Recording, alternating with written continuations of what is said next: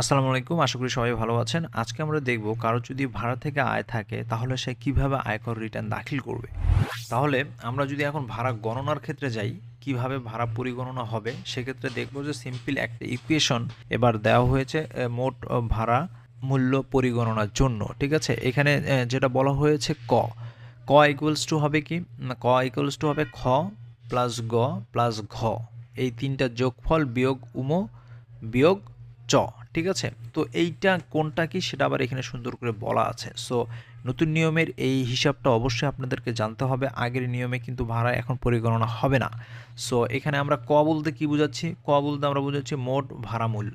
ঠিক আছে? এখানে গেল। খ বলতে কি? এখানে খ, গ, ঘ মানে এখানে গ্রহণ, যেগুলো আপনি গ্রহণ করেছেন। কি, কি গ্রহণ করতে পারেন দেখেন, উক্ত সম্পদ হতে প্রাপ্ত ভাড়ার পরিমাণ বা সম্পত্তির বার্ষিক মূল্য এই দুইয়ের মধ্যে যাহা অধিক